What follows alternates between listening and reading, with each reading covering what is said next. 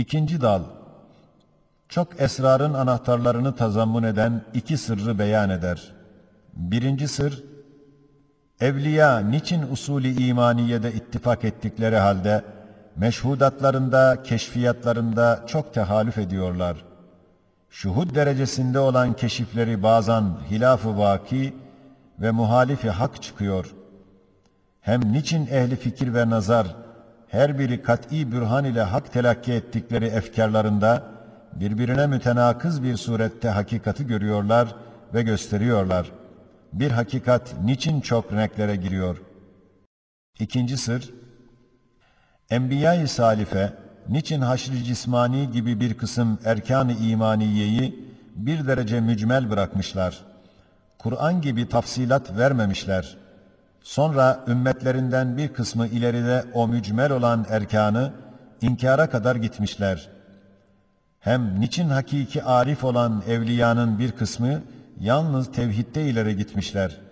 Hatta derece-i hakkal yakine kadar gittikleri halde bir kısım erkan-ı imaniye onların meşreplerinde pek az ve mücmel bir surette görünüyor. Hatta onun içindir ki onlara tebaiyet edenler ileride o erkan-ı imaniyeye lazım olan ehemmiyeti vermemişler. Hatta bazıları sapmışlar. Madem bütün erkan-ı imaniyenin inkişafıyla hakiki kemal bulunur, niçin ehl-i hakikat bazısında çok ileri ve bir kısmında çok geri kalmışlar? Halbuki bütün esmanın mertebe-i azamlarının mazharı ve bütün enbiyanın serveri olan Resul-i Ekrem aleyhissalatu vesselam ve bütün kütüb-ü mukaddesenin reis-i enveri olan Kur'an-ı Hakim, bütün erkan-ı imaniyeyi vazıh bir surette, pek ciddi bir ifadede ve kasti bir tarzda tafsil etmişlerdir. Evet, çünkü hakikatta hakiki kemal-i etem öyledir. İşte şu esrarın hikmeti şudur ki, insan çendan bütün esmaya mazhar ve bütün kemalata müstahittir. Lakin iktidarı cüz'i, ihtiyarı cüz'i, istidadı muhtelif, arzuları mütefavit olduğu halde binler perdeler, berzahlar içinde hakikati taharri eder. Onun için hakikatin keşfinde ve hakkın şuhudunda berzahlar ortaya düşüyor. Bazılar berzahtan geçemiyorlar. Kabiliyetler başka başka oluyor. Bazıların kabiliyeti bazı erkan-ı imaniyenin inkişafına menşe olamıyor. Hem esmanın cilvelerinin renkleri mazhara göre tenevvü ediyor. Ayrı ayrı oluyor. Bazı mazhar olan zat bir ismin tam cilvesine medar olamıyor. Hem külliyet ve cüz'iyet ve zilliyet ve asliyet itibariyle cilve-i esma başka başka suret alıyor. Bazı istidat cüz'iyetten geçemiyor ve gölgeden çıkamıyor ve istidada göre bazen bir isim galip oluyor. Yalnız kendi hükmünü icra ediyor.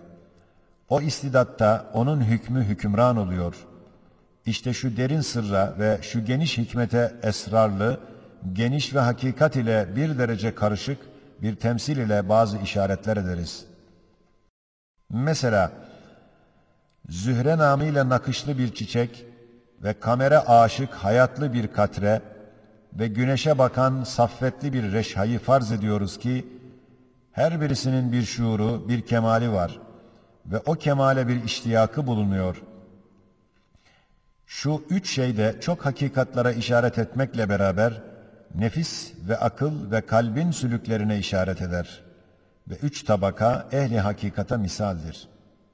Haşiye, her tabakada dahi üç taife var. Temsildeki üç misal, her tabakadaki o üç taifeye, belki 9 taifeye bakar. Yoksa üç tabakaya değil. Birincisi, ehli fikir, ehli velayet, ehli nübüvvetin işaratıdır. İkincisi, cismani cihazat ile kemaline sây edip hakikate gidenleri ve nefsin tezkiyesiyle ve aklın istimaliyle mücadele etmekle hakikate gidenleri ve kalbin tasfiyesiyle ve iman ve teslimiyetle hakikate gidenlerin misalleridir. Üçüncüsü, enaniyeti bırakmayan ve asara dalan ve yalnız istidlaliyle hakikate giden ve ilim ve hikmetle ve akıl ve marifetle hakikati aramaya giden ve iman ve Kur'an ile fakr ve ubudiyetle hakikate çabuk giden ayrı ayrı istidatta bulunan üç taifenin hikmet-i ihtilaflarına işaret eden temsillerdir.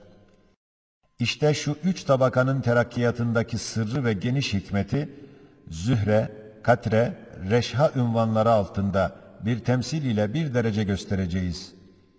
Mesela, güneşin kendi Halık'ının izniyle ve emriyle üç çeşit tecellisi ve inikası ve ifazası var. Birisi çiçeklere, birisi kamere ve seyyarelere, birisi şişe ve su gibi parlaklara verdiği ayrı ayrı inikaslarıdır. Birincisi üç tarzdadır.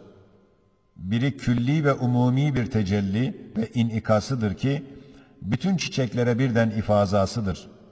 Biri de has bir tecellidir ki, her bir nev'e göre bir hususi inikası vardır.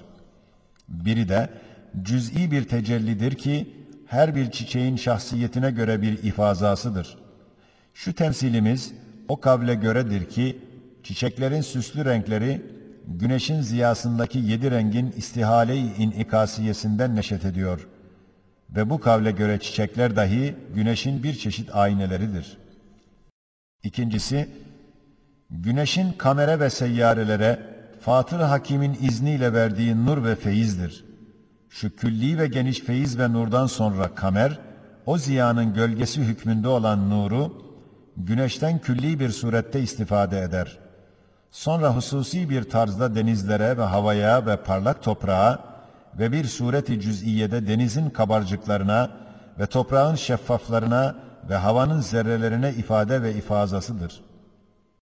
Üçüncüsü, güneşin emri ilahi ile cevvi havayı ve denizlerin yüzlerini birer ayna ederek safi ve külli ve gölgesiz bir inikası var. Sonra o güneş, denizin kabarcıklarına ve suyun katrelerine ve havanın reşalarına ve karın şişeciklerine her birine birer cüz'i aksi, birer küçük timsalini veriyor. İşte güneşin her bir çiçeğe ve kamere mukabil her bir katreye, her bir reşaya mezkür 3 cihette ikişer tarik ile teveccüh ve ifazası var.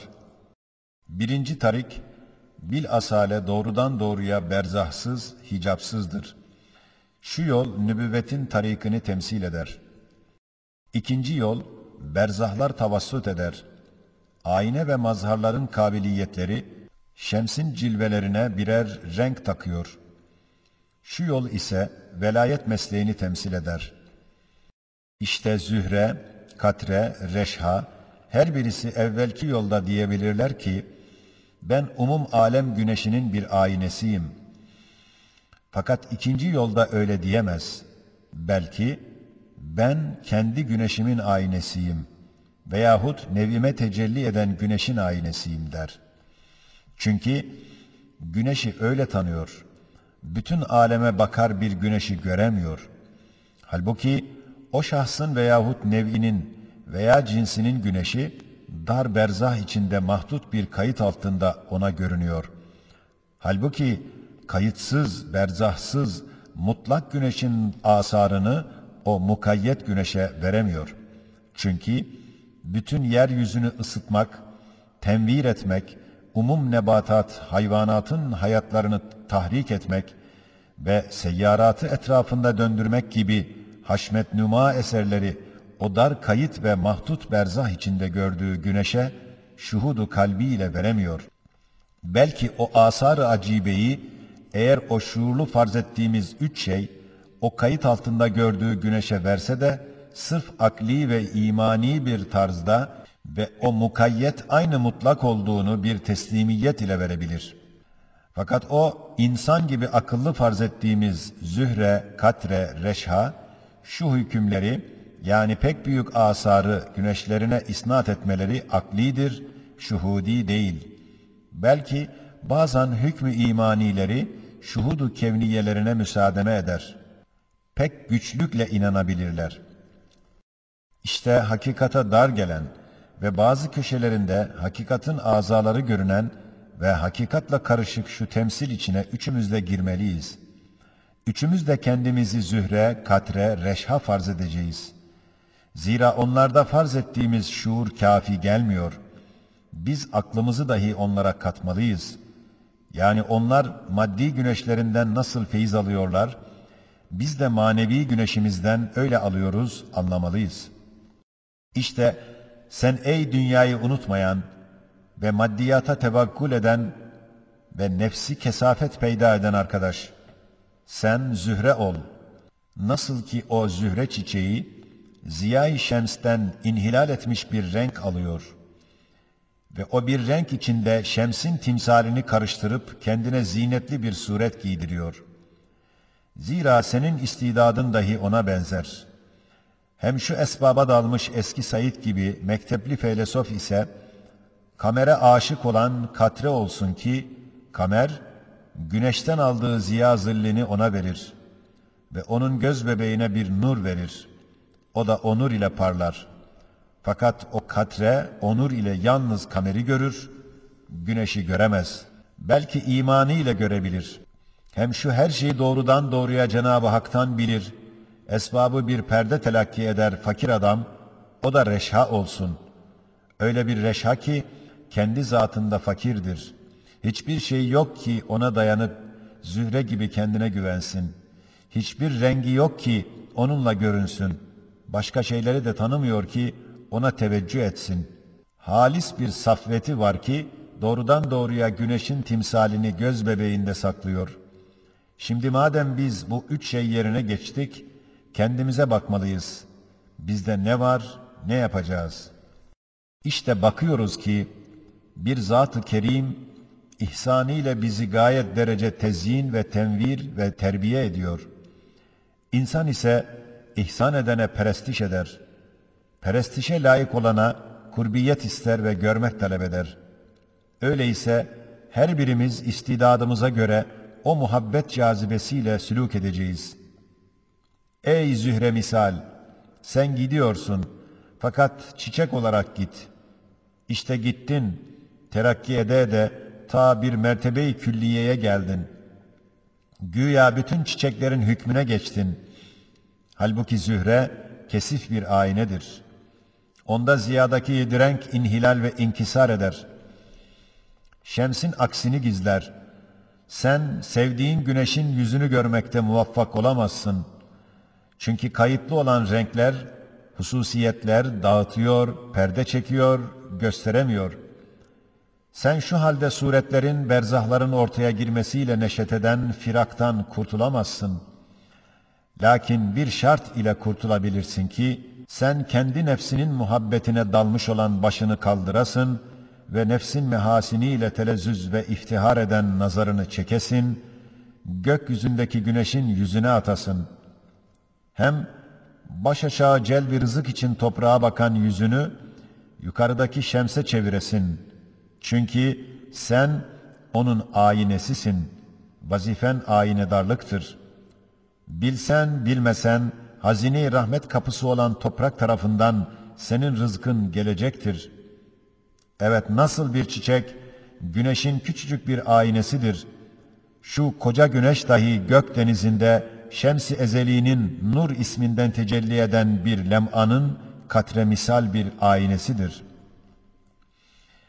Ey kalbi insani! Sen nasıl bir güneşin aynesi olduğunu bundan bil. Bu şartı yaptıktan sonra kemalini bulursun. Fakat güneşi nefsül emirde nasıl ise öyle göremezsin. O hakikati çıplak anlamazsın. Belki senin sıfatlarının renkleri ona bir renk verir ve kesafetli dürbinin bir suret takar ve kayıtlı kabiliyetin bir kayıt altına alır. Şimdi sen dahi ey katre içine giren hakim feylesof, senin katre-i fikrin dürbiniyle, felsefenin merdiveniyle ta kamere kadar terakki ettin. Kamere girdin. Bak, kamer kendi zatında kesafetli, zulümatlıdır. Ne ziyası var, ne hayatı. Senin sayin beyhude, ilmin faydasız gitti.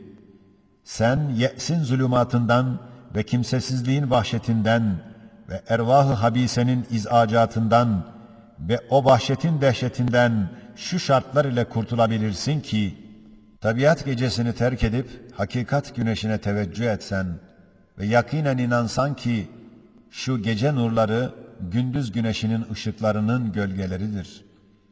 Bu şartı yaptıktan sonra sen kemalini bulursun. Fakir ve karanlıklı kamer yerine haşmetli güneşi bulursun. Fakat sen dahi öteki arkadaşın gibi güneşi safi göremezsin. Belki senin aklın ve felsefen ünsiyet ve ülfet ettikleri perdeler arkasında ve ilim ve hikmetin nescettiği hicapların halfinde ve kabiliyetin verdiği bir renk içinde görebilirsin. İşte reşhamisal üçüncü arkadaşınız ki hem fakirdir hem renksizdir. Güneşin hararetiyle çabuk tabahhur eder, enaniyetini bırakır, buhara biner, havaya çıkar. İçindeki madde-i kesife, nar-ı aşk ile ateş alır, ziya ile nura döner. O ziyanın cilvelerinden gelen bir şuaa yapışır, yanaşır. Ey reşhamisal! Madem doğrudan doğruya güneşe aynidarlık ediyorsun, sen hangi mertebede bulunsan bulun, aynı şemse karşı aynel yakîn bir tarzda, safi bakılacak bir delik bir pencere bulursun. Hem o şemsin asar-ı acibesini ona vermekte müşkilat çekmeyeceksin. Ona layık haşmetli evsafını tereddütsüz verebilirsin. Saltanat-ı zatiyesinin dehşetli asarını ona vermekte hiçbir şey senin elinden tutup ondan vazgeçiremez.